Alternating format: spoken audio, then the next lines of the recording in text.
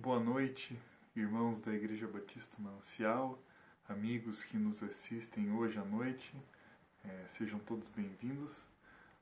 Um grande privilégio para mim, mais uma vez, poder compartilhar com vocês um pouquinho da Escritura Sagrada, compartilhar com vocês um pouco do que Deus tem me ensinado através da sua palavra. Meu desejo é que hoje à noite nós possamos ser desafiados pela palavra de Deus, que nós possamos rever ações que nós precisamos mudar e nos encorajar a continuar servindo ao nosso Deus de maneira fiel e constante. Eu vou convidar os irmãos a orarem comigo, pedindo a direção de Deus para esse momento e estudo da sua palavra. Senhor Deus, obrigado por esse dia, obrigado porque o Senhor é bom e cuida de nós, obrigado pela sua fidelidade que se renova a cada manhã, e pela sua misericórdia que não tem fim. Obrigado, Senhor, pelo seu amor demonstrado por nós na cruz do Calvário através de Jesus Cristo. Obrigado, Senhor, pela sua palavra que nos ensina a cada dia e que é viva e eficaz. Nos ajuda no estudo dela hoje à noite e que possamos ser edificados e transformados, Senhor, segundo a sua imagem e semelhança. Obrigado, Senhor, pelo privilégio de estar aqui estudando a sua palavra hoje. É em nome de Jesus que eu oro agradecido. Amém. Muito bem. Convido os irmãos a abrirem suas Bíblias para o livro de Juízes, no capítulo 9. A semana passada nós estudamos o capítulo 8, onde estudamos o final da vida de Gideão. E hoje nós não vamos estudar o capítulo 9 inteiro, como temos feito nas últimas vezes. Separei um trecho específico entre o versículo 8 e 15 para estudar com os irmãos. Mas eu gostaria de dar uma introdução a respeito do que se trata antes de chegar nesse trecho que nós vamos estudar. Então, após a morte de Gideão, Israel já estava novamente desviada do Senhor, como a gente tem visto várias vezes aqui no livro de Juízes. Gideão havia recusado ser rei sobre Israel e ele também recusou estabelecer uma dinastia através dos seus sucessores para governar Israel. Só que ele teve 70 filhos e um desses filhos tinha planos um pouco diferentes dos dele e resolveu influenciar e manipular os conterrâneos da sua terra, de Siquém, em apoiar ele nessa tentativa de ascender ao trono ou de dominar o povo. O nome desse filho é Abimeleque e ele tinha uma metodologia um pouco extremista, digamos assim, para conseguir os seus objetivos. Para se livrar da possível concorrência a esse governo de Israel, ele decidiu matar todos os seus irmãos. E ele executou todos eles. Porém, um desses irmãos, Jotão, ele escapou. E é justamente as palavras de Jotão que nós vamos estudar hoje à noite. Foi ele quem proferiu a parábola que nós vamos estudar no cume do Monte Gerizim. Muitas pessoas acham que Jesus foi quem inventou as parábolas, mas isso não é verdade. Na verdade, nós temos relatos de parábolas sendo usadas na Bíblia desde o Antigo Testamento e por diversas vezes, né? E aqui é o primeiro relato de uma parábola que a gente tem nas Escrituras. Nós vamos estudar ela hoje à noite, a parábola conhecida como a parábola das árvores, que se encontra no capítulo 9 de Juízes, no versículo 8 até o versículo 15. Por favor, abra sua Bíblia para lá, nós vamos fazer a leitura juntos. Juízes 9, verso 8 até o verso 15.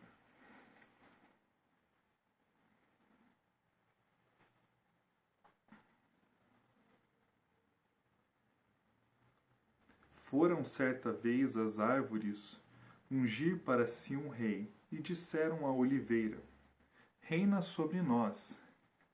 Porém a oliveira lhes respondeu: deixaria eu o meu óleo, que Deus e os homens em mim prezam, e iria pairar sobre as árvores? Então disseram à figueira: Vem tu e reina sobre nós. Porém a figueira lhes respondeu: Deixaria eu a minha doçura, o meu bom fruto, e iria pairar sobre as árvores? Então disseram as árvores à videira: Vem tu e reina sobre nós.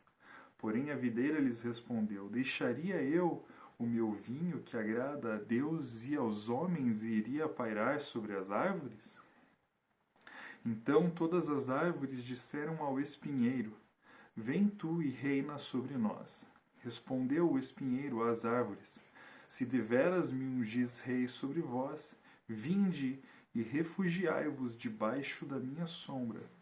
Mas se não, saia do espinheiro fogo, que consuma os cedros do Líbano.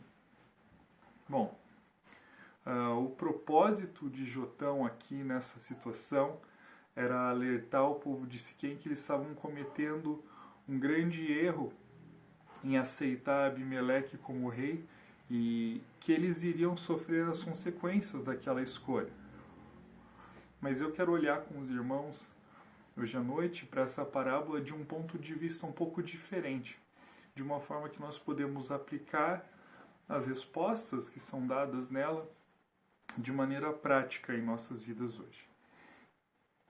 O que eu quero estudar com vocês hoje é que o cristão deve fazer sacrifícios para servir a Deus.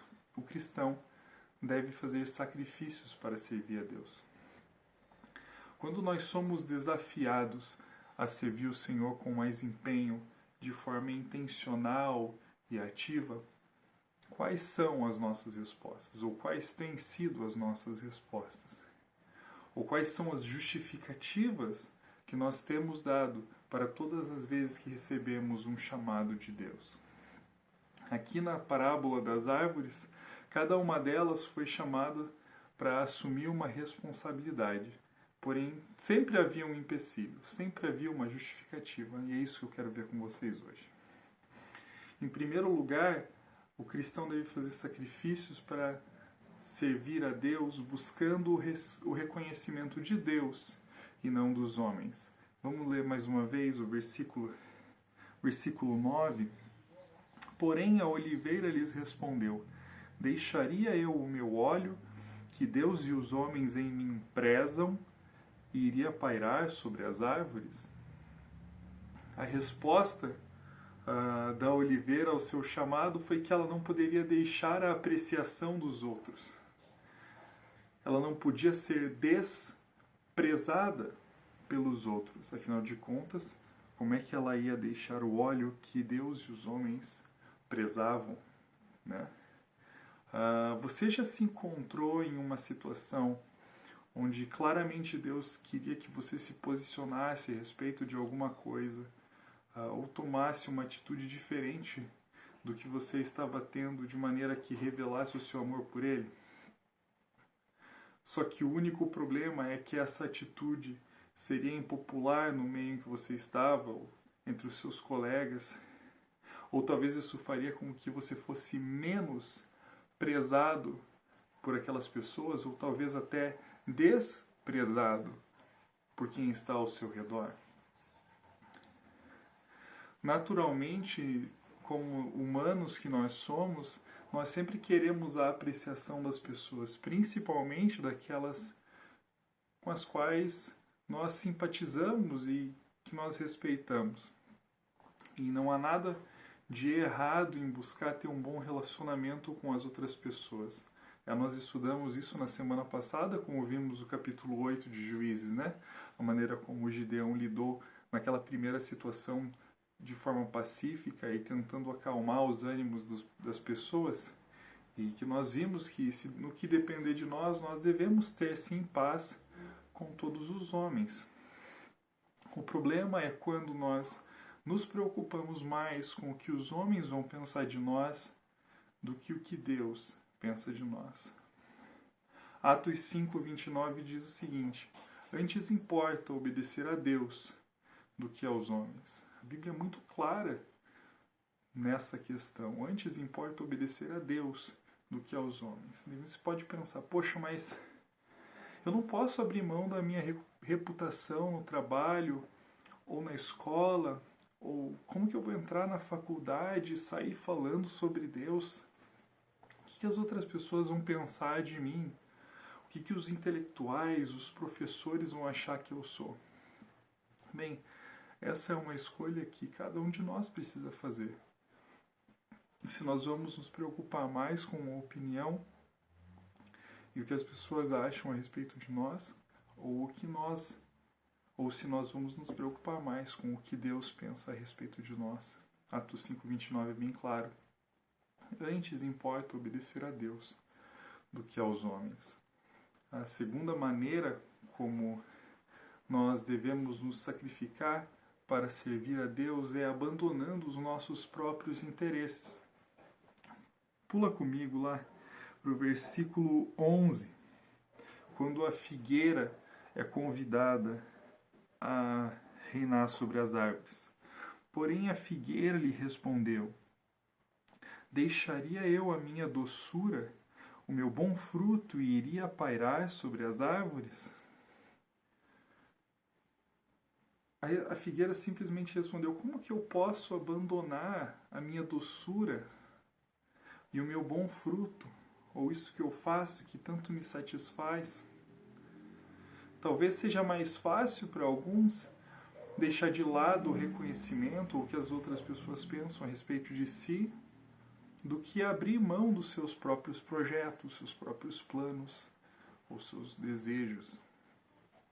Qual tem sido a sua resposta quando há um conflito entre os interesses pessoais seus com os interesses que Deus tem para você?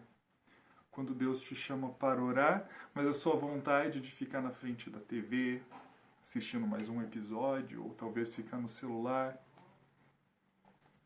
Quando Deus te desafia a contribuir com a sua obra, mas você sempre tem ideias melhores de como aplicar o seu dinheiro, ou aonde investir, ou com o que gastar.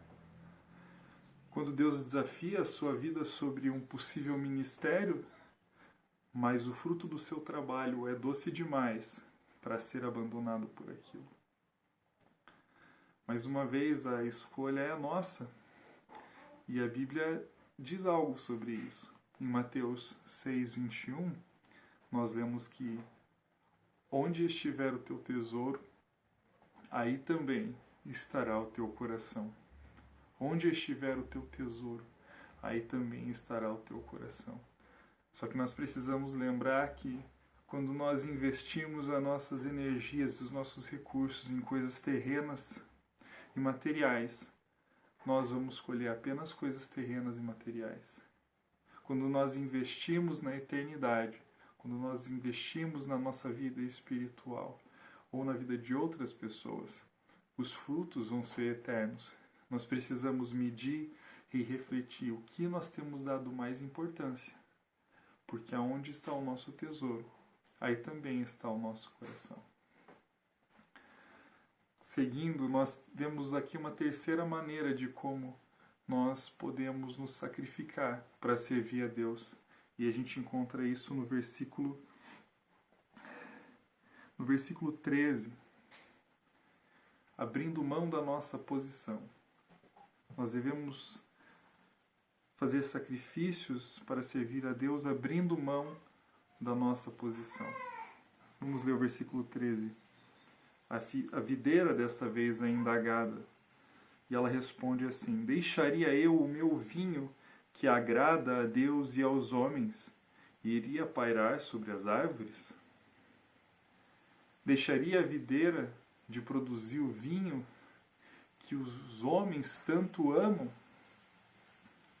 Vou eu abrir mão da minha posição de sucesso, da minha popularidade, da minha posição de proeminência para servir a Deus? Entrar num ministério que não vai me dar retorno financeiro que eu já tenho hoje com o que eu estou fazendo? Muito menos o reconhecimento pelas minhas conquistas e feitos. As pessoas não vão me dar o reconhecimento que eu mereço. Muito pelo contrário, eu vou ter que lidar com problemas dos outros, encarar conflitos que nem são da minha conta, vou ter que me envolver em situações delicadas e que muitas vezes as pessoas vão se virar contra mim e reclamar e murmurar. Isso não vale a pena. Submissão completa a Deus dos planos que eu tenho, eu não sei não. Infelizmente, cada vez menos obreiros, irmãos, têm se apresentado para o serviço. Cada vez menos servos estão dispostos a abrir mão do que eles têm para servir no ministério da palavra. Triste pensar que as pessoas não se lembram que foi Deus quem deu aquilo, foi Deus quem as colocou em determinado lugar, e que é Deus quem sustenta as suas forças para você continuar fazendo o que você está fazendo onde você está. Cada vez menos pessoas têm largado as suas redes e seguido a Jesus. E cada vez mais pessoas têm se entristecido ao receber o convite do Senhor, pois eles possuem muitos bens.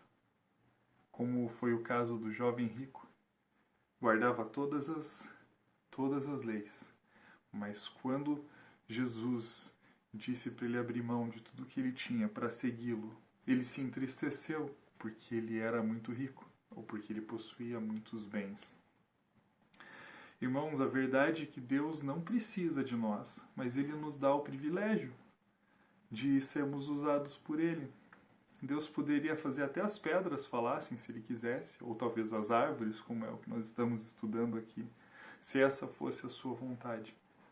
A nossa negligência em ouvir o chamado de Deus não impede que a obra dele seja feita. Muito pelo contrário, Deus faz a sua vontade usando os recursos mais improváveis. Só que ele também usa esses instrumentos para nos humilhar quando nós não obedecemos ao seu chamado ou não ouvimos a sua voz. Nós que estamos cheios de dons e talentos, tantos bons frutos e obras que nós nos orgulhamos, quando nós escolhemos recusar servir a Deus, Ele vai usar coisas muito mais humildes, mais talvez insignificantes. Embora nós não sejamos nada, mas na nossa mente achamos que somos grande coisa. E Ele usa essas coisas para nos humilhar, para nos colocar no nosso lugar. Vamos continuar a leitura aqui no capítulo 9, no versículo 14 e 15, para ver como que termina essa parábola. Então todas as árvores disseram ao espinheiro: Vem tu e reina sobre nós. Respondeu o espinheiro às árvores: Se deveras me ungis rei sobre vós, vinde e refugiai-vos debaixo da minha sombra. Mas se não, saia do espinheiro fogo, que consuma os cedros do Líbano. Gente, desde quando um espinheiro faz sombra ou traz refresco e alívio para alguma planta que está em volta de si? Muito pelo contrário, o espinheiro é aquela árvore que suga as energias, às vezes sufoca, como é o caso da parábola do semeador. Os espinhos sempre trazem dor, machucam e causam incêndios, como a gente até viu aqui no final, né, para aqueles que não aceitassem o seu governo, que sai espinho, sai fogo do espinheiro e que consuma os cedros do Líbano. Não tinha como isso aqui ser algo bom. Na verdade, isso aqui era justamente a lição que Deus estava querendo ensinar para aquele povo ao escolher aquele rei mau. Eles não teriam alívio, eles não teriam sossego. Era uma ironia, né? Venham refugiar debaixo da minha sombra. Você já viu alguma sombra embaixo de espinheiro? Mas Deus usa aqui esse espinheiro para ensinar uma lição para as outras árvores. Deus usa coisas inusitadas para humilhar aqueles servos que têm tanto recurso, tanto talento, tanta não disposição, mas potencial para fazer grandes coisas na obra, mas escolhe investir tudo o que tem nos seus próprios interesses. Escolhe investir o que tem nos seus próprios desejos, escolhe investir o que tem para satisfazer as pessoas que estão ao seu redor e não o seu Criador.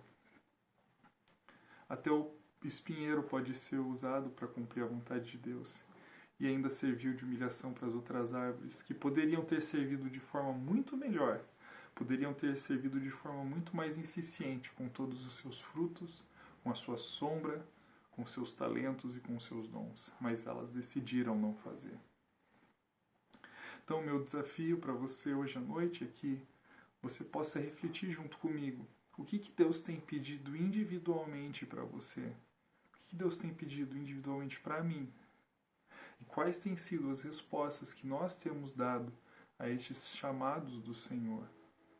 Que nós possamos refletir e buscar fazer o melhor para Ele e não para os homens. Vamos orar. Senhor Deus, obrigado pela sua palavra.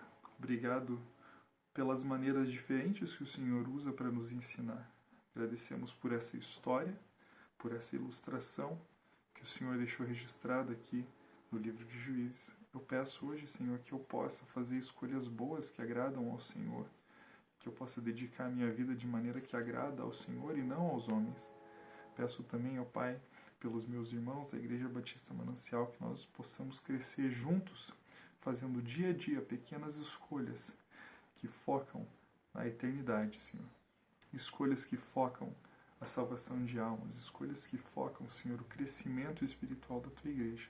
Possamos deixar de lado nossas vontades, nossos egos, nossos desejos e nos unirmos em prol da pregação do Teu Evangelho, em prol da Tua Igreja, em prol do Teu nome. Obrigado, Senhor, porque o Senhor é muito, muito misericordioso e paciente para conosco. Nos ajuda a ouvir os Seus ensinos e nos ajuda, Senhor, a ouvir a Sua voz. É isso que eu peço e agradeço em nome de Jesus. Amém. Uma boa noite para você, que Deus abençoe a sua semana.